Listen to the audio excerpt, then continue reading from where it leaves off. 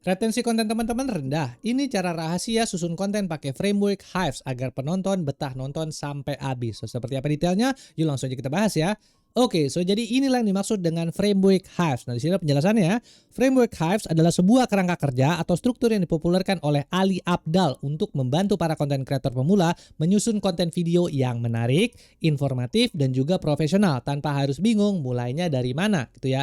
Nah, bayangin aja Hives ini kayak sebuah peta jalan ya. Nah, kalau misalnya kita lihat nih di sini ada gambarnya, itu ibaratnya kayak sebuah peta jalan. Tanpa peta jalan, konten kita akan mungkin bertele-tele ngomongnya segala macam, muter kemana kiri kanan atas bawah gitu kan. Nah, tapi dan juga akan membuat penonton ini menjadi bosan nonton video kita gitu kan. Nah, dengan menggunakan Hives ini kita punya alur yang jelas dari detik pertama video dimulai hingga detik akhir video berakhir gitu ya. Jadi penonton mau nonton video kita dari awal banget sampai akhir banget dan gak ada yang di skip. Jadi itu dimaksud dengan framework Hives ini. Bagaimana cara kita bisa menstrukturkan konten kita supaya orang mau nonton dari awal sampai akhir. Nah, framework Hives ini itu punya 4 komponen utama. Yang pertama ada hooks, yaitu adalah bagaimana caranya kita bisa menangkap perhatian penonton dalam dari 3 sampai detik pertama video dimulai gitu ya. Nah, itu yang pertama, hook. Yang kedua ada intro. Nah, intro ini menjelaskan siapa kita dan kenapa kita harus didengar gitu ya. Itu yang kedua. Yang ketiga di sini ada value. Value itu adalah memberikan solusi, ilmu atau hiburan. Itu konten utamanya. Misalnya di sini kayak konten di sini gua ngebahas tentang masalah Hives ya. Berarti value-nya ini adalah Hives ini kayak gitu ya. Itu yang ketiga. Yang keempat ada ENS atau End Screen and Sales. Nah, End Screen and Sales ini adalah bagaimana caranya kita untuk bisa mengarahkan penonton untuk menonton video lain atau membeli produk yang mau kita jual. Jadi itu adalah 4 komponen utama dari framework Hives ini gitu ya. Nah, sekarang kita start atau kita mulai dari komponen pertama ya, yaitu adalah hook gitu ya. Jadi di sini hook atau pancingan. Seperti yang tadi gue udah bahas di penjelasan sebelumnya, hook adalah 3 hingga 5 detik pertama dalam video Anda. Tujuannya cuma satu, yaitu bagaimana caranya kita untuk bisa menghentikan orang agar tidak men-scroll lewatin konten yang kita bikin gitu ya, dan membuat mereka penasaran untuk nonton videonya sampai habis.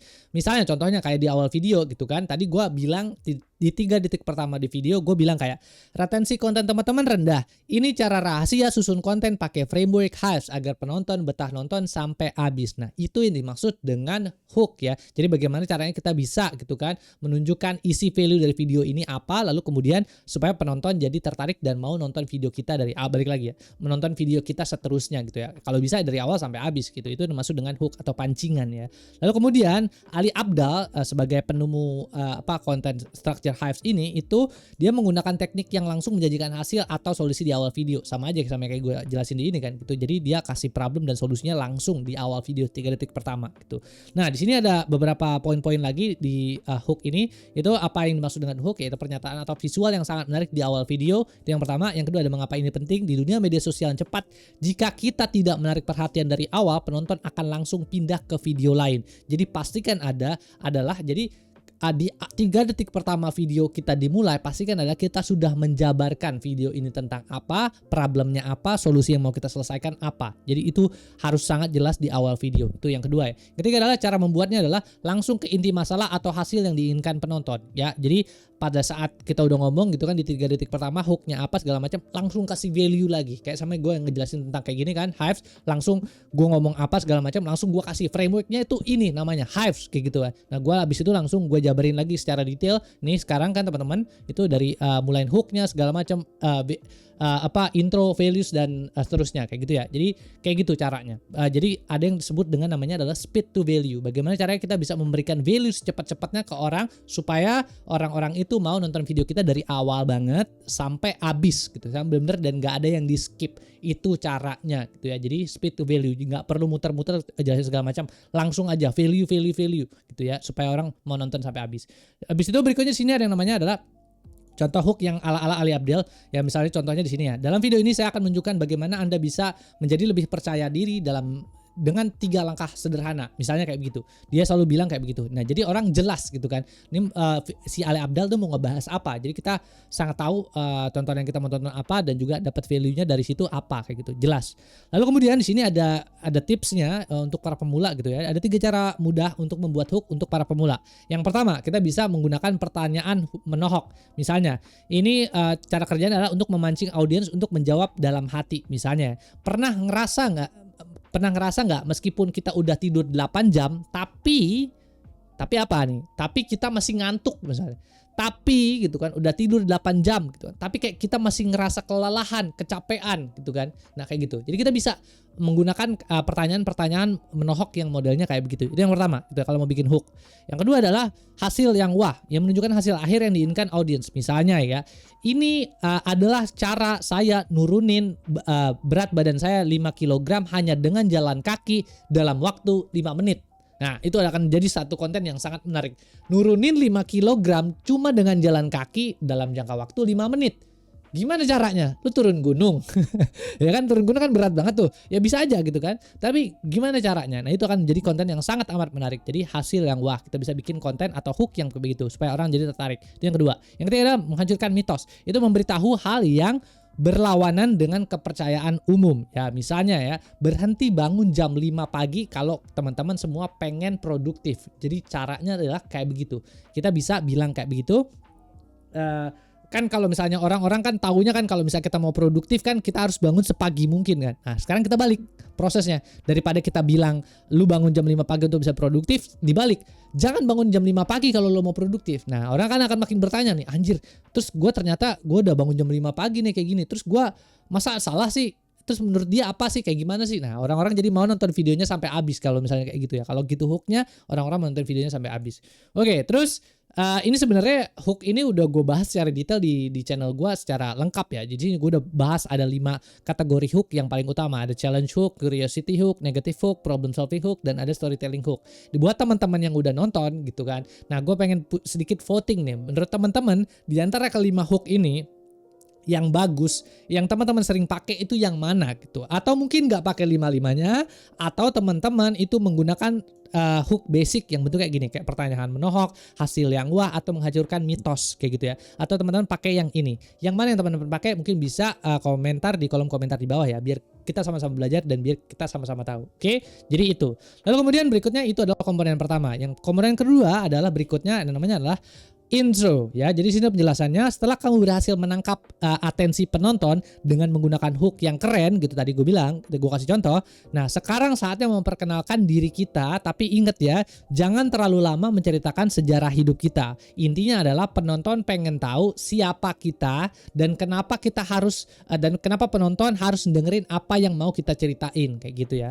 Nah, ini sifatnya opsional. Kalau video teman-teman sangat pendek kayak misalnya video TikTok atau Reels, teman-teman bisa langsung skip aja bagian ini. Kalau misalnya sama kayak gua ini juga di video YouTube gua nggak terlalu banyak ngejelasin tentang gua itu siapa, langsung aja ke speed to value bla bla bla bla bla. Intinya adalah supaya teman-teman punya value-nya, dapetin value-nya secepat-cepatnya gitu ya, untuk bisa meningkatkan retention-nya sebanyak-banyaknya. Jadi itu yang pertama. Yang kedua adalah membangun kredibilitas gitu ya. Nah, tujuannya adalah supaya penonton percaya kalau kamu memang tahu apa yang kamu bicarakan gitu ya. Tapi kalau buat pemula banget gitu ya, pengen ngejelasin apa lu siapa segala macam, itu bisa juga dimasukin ya. Nah, ini membangun kredibilitas kalau ditambahin intro kayak begini. Misalnya kayak gue adalah seorang programmer yang udah kerja di sebuah perusahaan BUMN selama 20 tahun. Di video kali ini gue akan ngejelasin ke lu tentang bagaimana caranya perusahaan BUMN memanage karyawannya, 2000 karyawannya secara otomatis. Nah, itu akan jadi konten yang sangat menarik gitu ya. Nah, kayak gitu. Jadi kita bisa menjelaskan kita siapa, lalu kenapa penonton harus mendengarkan gitu ya. Itu udah jelas banget kayak gitu. Habis itu berikutnya di sini ada singkat dan padat, cukup sampai 10 detik, 10 sampai kurang dari 20 detik lah kalau bisa ya. Jadi ngejelasinnya secara amat singkat banget gitu kan. Tadi kan bilang gue adalah seorang programmer saya yang kerja di perusahaan BUMN gitu kan. Gue punya experience di bidang pemrograman misalnya, dan gue akan kasih tahu caranya bagaimana BUMN ini untuk bisa apa misalnya gitu kan, manage karyawannya secara otomatis di 2000 karyawannya secara otomatis misalnya kayak begitu ya. Nah, orang akan mau dengerin secara ini. Jadi kita bisa bikin intro yang bentuknya kayak begitu, tapi balik lagi optional, terserah mau ditambahin mau enggak. Tapi at least kalau bisa kurang dari 20 detik biar orang nggak bosan dengerin lu. Lu siapa gitu kan. Nah, intinya gue mau dapetin value dari lu, bukan mau dengerin cerita lu gitu kan. Males banget dengerin lu gitu kan. Jadi kayak gitu. Itu berikutnya adalah cara menyusun intro yang manis ala Ali Abdal. Yang pertama adalah jelasin siapa kita gitu kan. Ini ada contohnya lagi secara jelas. Halo teman-teman, nama gue adalah Ali Abdal. Saya seorang dokter yang kini jadi pengusaha. Itu yang pertama, jelasin siapa kita. Yang kedua, kenapa harus kita peduli? Saya ada seorang yang menulis buku The Best Sellers New York Times dengan produktivitas. Misalnya tadi gue bilang kan, gue adalah seorang programmer yang kerja di perusahaan BUMN selama 20 tahun. Misalnya kayak begitu kan. Nah, itu bisa meningkatkan juga orang untuk bisa kenapa dia harus peduli. Oh, dia tahu nih BUMN kayak gimana segala macam gitu. Lalu tujuan videonya. Nah, di sini di video kali ini gue akan ngejelasin tentang di BUMN. Gue akan menjelaskan tentang bagaimana caranya perusahaan BUMN untuk bisa mengatur karyawan 2.000 karyawannya secara otomatis. Nah, kayak gitu. Jadi dengan cara begitu itu akan jelas banget. Lalu kemudian dari situ orang-orang mau nonton videonya akan jadi jauh lebih dan orang-orang akan mau menonton video ini akan mau menonton video dari awal sampai habis deh karena dia percaya sama apa yang lo omongin gitu ya, dan lo punya experience di sana kayak gitu.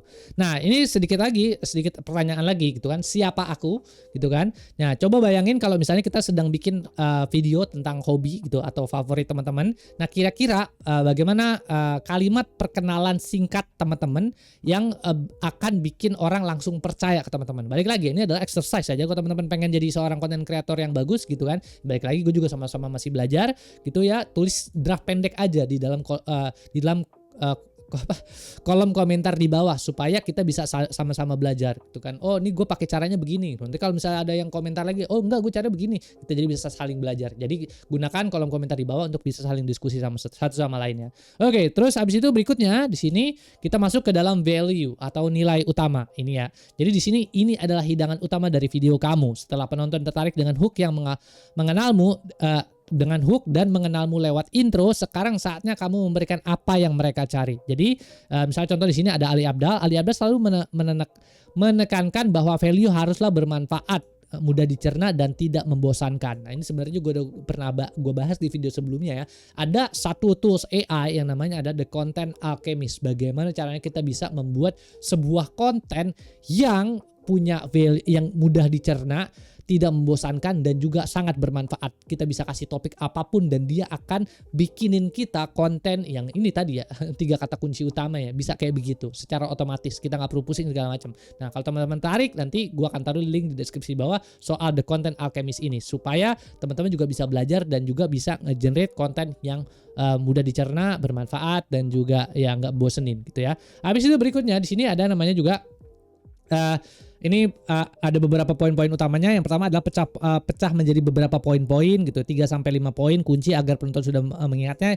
Biasanya gunakan biasa orang-orang tuh kayak misalnya kalau mau bikin materi segala macam itu selalu paragraf teks segala macam banyak gitu kan. Nah, kalau bisa kita bikin materi itu kayak begini aja, kayak gue selalu bikin materi kayak begini gitu, pasti gunakan listicles, list gitu kayak. Jadi kayak gini ada list kayak bulletin apa sih gini, bulletin list kayak begini, ini ya list kayak begini. Ada juga kadang-kadang gue menggunakan yang namanya table. Kalau table kayak gini orang-orang akan lebih visible. Oh, maksudnya jadi informasinya tercluster gitu kan. Jadi oh yang ini ngebahasnya tentang ini, oh yang ini ngebahasnya tentang ini. Jadi selalu gunakan cara itu untuk bisa kalau misalnya kita mau menjelaskan jadi orang-orang lebih mengerti. Ya, gunakan bahasa manusia. Ya ini lu ketawa, tapi ini sebenarnya ada sesuatu hal yang sangat sulit buat orang-orang yang sangat teknis kayak gua, asli. Ya, gua itu orangnya sangat teknis. Ini nih, gua kasih lihat nih, ini ya. Ini gua baru aja lagi baca buku segini banyak gitu. Soal masalah marketing dan sosial media segala macam gitu ya. Dan gue biasanya ketemu jargon-jargon, gue ketemu bahasa-bahasa teknis segala macam gitu ya. Jadi untuk menurunkan bahasa gue ke dalam bahasa yang sangat sederhana itu susah banget. Kalau buat mungkin orang-orang yang udah terbiasa dengan bahasa-bahasa sederhana, oke. Tapi kalau gue biasanya bahasa-bahasa yang kadang orang gimana ya, misalnya jargon-jargon tertentu yang gue bisa pakai yang kadang-kadang orang susah nangkapnya. Makanya gue sekarang sampai menggunakan salah satu itu, balik lagi ada The Content Alchemist, tujuannya adalah untuk bisa menurunkan gaya bahasa gue gitu kalau gue nulis script video. Jadi itu sedikit intermezzo lah. Jadi pasti kan ada, kalau misalnya teman-teman bikin konten pasti kan ada gunakan bahasa yang manusiawi gitu ya, orang-orang bisa ngerti. Jangan pakai jargon-jargon yang aneh-aneh teknikal, orang nggak akan ada yang ngerti gitu ya.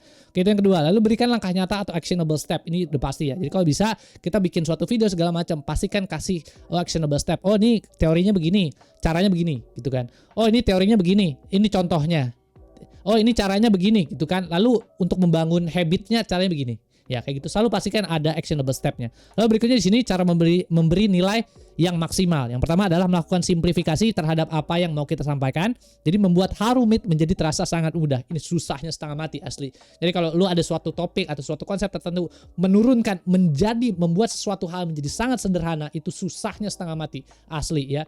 Nah, jadi ini butuh kemampuan yang luar biasa.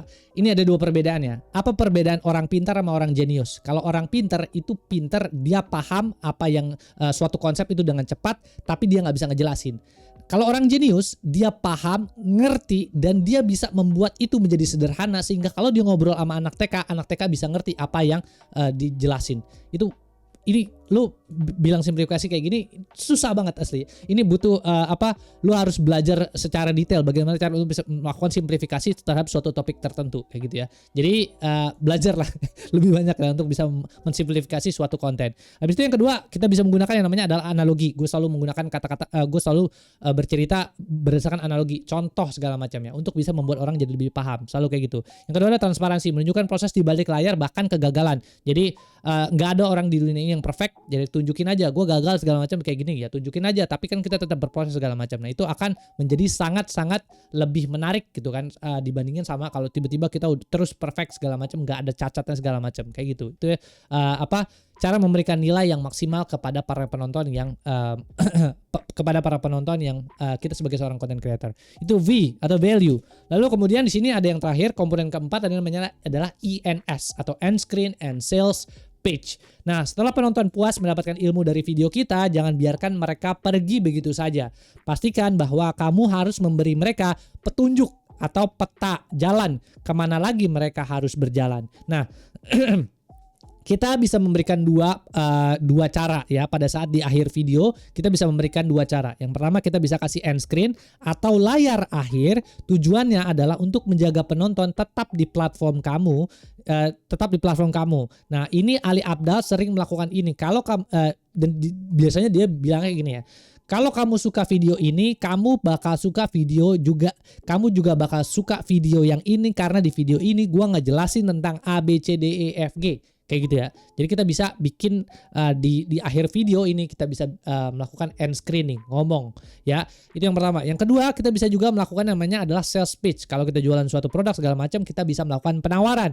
Misal contohnya di sini adalah ini saatnya kamu jualan secara ini saatnya kamu jualan secara halus, bisa berupa kursus, buku, atau sekedar ajak berlangganan newsletter kayak gitu ya. Jadi misalnya di akhir video, oke teman-teman, terima kasih teman-teman sudah nonton video gua. Kebetulan gitu kan, kalau teman-teman tertarik dan pengen lebih serius soal belajar konten kreator secara utuh, kebetulan di link di deskripsi di bawah itu gua punya salah satu kursus yang namanya adalah Kreator Viral. Teman-teman tinggal klik linknya aja di deskripsi di bawah dan bisa lihat deskripsi lengkapnya yang ada di sana. Misalnya kita bisa bikin sales pitch-nya atau penawarannya, offernya kayak gitu di akhir video. Itu juga bisa dilakukan. Tapi kalau bisa jangan lakukan ini untuk setiap video karena orang akan jadi bosen dengerinnya gitu ya. Ini juga salah satu kesalahan yang gue lakukan pada saat gue mulai konten segala macam ya. Nah, ini ada tekniknya juga yang namanya adalah the rule of third. Bagaimana caranya kita bisa menstrukturkan konten kita supaya atau mengkategorikan konten kita supaya orang itu tidak merasa bahwa kita tuh dijualin mulu. Nih orang kayaknya terlalu promosional mulu gitu kan, terlalu ngepromoin kursusnya mulu, tapi gue nggak dapat value dari sana. Ya, itu ada tekniknya namanya the rule of third. Itu udah gue bahas juga di dalam channel gue ini. Nanti mungkin gue akan taruh linknya di deskripsi bawah. Jadi teman-teman bisa cek sendiri sana ya. Oke, so jadi itu. Lalu kemudian mari kita lihat perbedaannya dalam tabel ini ya. Apa perbedaan antara end screen dan juga sales pitch? Jadi di sini ada end screen, yaitu adalah menambah jumlah tayang. Itu udah pasti ya. Jadi kita bisa nambahin jumlah tayang di dalam YouTube gitu kan, atau sosial media lainnya. Kalau misalnya kita bikin pola end screen tadi ya, kita tinggal ngomong segala macam, lalu nanti dari sana end screen-nya orang-orang akan nonton video lainnya gitu kan. Ketika kalau misalnya kita ngomong di akhir gitu, oh ini ada video yang lo bakalan juga tertarik di sana. Itu yang pertama. Yang kedua ada sales pitch, itu adalah melakukan konversi atau penjualan. Dapatkan template gratis ini dengan mendaftar di link yang ada di deskripsi di bawah. Duh, sorry guys. Jadi kayak gitu ya. Kita bisa juga melakukan yang namanya adalah sales pitch, kayak bentuknya kayak gitu ya. Jadi itu. Nah, jadi kemudian inilah tabel ringkasan framework Hives ya. Jadi supaya untuk bisa merefresh lagi otak kita gitu, kita bisa tonton, bisa lihat ini ringkasannya. Jadi H untuk hook, I untuk intro, V untuk value, dan E and S adalah end screen and sales pitch gitu ya. Nah ini bisa di post dan dibaca sendiri ya supaya teman-teman nggak lupa gitu ya. Nah ini adalah kreatornya atau orang yang bikinnya namanya adalah Ali Abdar. Dia adalah YouTuber terkenal juga. Tinggal caranya di YouTube nanti Ali Abdar nanti keluar kok foto dia gitu ya. Ini yang bikin ya. Habis itu berikutnya di sini ada sedikit pertanyaan lagi teman-teman ya. Jadi question for Ali Abdal gitu ya. Jadi ini kreatornya gitu ya yang bikin Hives ini. Nah, bayangin kalau kita punya waktu 24 jam untuk belajar sama si Ali Abdal ini. Gue juga sebenarnya ngefans banget sama si Ali Abdal ini ya. Kira-kira topik apa yang teman-teman pengen kuasai paling dalam selama 24 jam ini, dan ceritakan gitu ya mimpi teman-teman pengen nanya apa gitu kan, pengen belajar apa sama si Ali Abdal ini gitu ya. Nanti teman-teman bisa komentar di kolom komentar di bawah, nanti kita bisa diskusi dan kita lihat bareng-bareng ya. Kalau gue sih kalau ketemu Ali Abdal, gue punya waktu 24 jam belajar sama dia, apa yang gue pengen pelajarin adalah gue pengen belajar cara dia berpikir dan cara dia menyelesaikan masalah. Dengan begitu gue bisa mengaplikasikan ke dalam otak gue, sehingga nanti kalau misalnya ada gue ketemu masalah lagi, gue bisa selesain dengan caranya dia. Buktinya adalah dia bisa berhasil gitu kan. Dia seorang mahasiswa kalau nggak salah Stanford, seorang dokter dari Stanford, lulus dan kemudian jadi entrepreneur. Terus itu juga jadi orang yang terkenal, di YouTuber terkenal. Gimana caranya gitu kan. Nah itu biasanya mengakar dari bagaimana caranya dia bisa menyelesaikan masalah-masalahnya dia. Jadi gue selalu pasti tanya kayak gitu. Tapi balik lagi, teman-teman tuh punya pertanyaan apa buat Ali Abdal? Mungkin bisa tulis di kolom komentar di bawah ya. Oke sip, paling itu aja sih yang bisa gue sampai di video kali ini ya. Ini gue balik lagi ya, kontennya bersumber dari salah satu videonya juga dari Think Media yang covering Ali Abdal, yaitu bagaimana caranya kita how to easily script YouTube videos to get more views ya. Ini frameworksnya namanya adalah Hives ya. Makanya di sini gue bahas secara lebih detail tentang bagaimana cara kita bisa menstrukturkan konten Hives ini gitu. Oke, paling itu aja yang bisa gue sampai di video kali ini. Balik lagi teman-teman, kalau ngerasa konten ini bermanfaat buat teman-teman, jangan lupa bantu share, like, sama itu ada pertanyaan-pertanyaan tadi gue kasih, jawab di kolom komentar di bawah ya. Terus juga di situ ada website gue juga di agomsud.com. Kalau mau ngobrol-ngobrol bisa lewat sana ya. Thank you semua nonton. Oke, bye.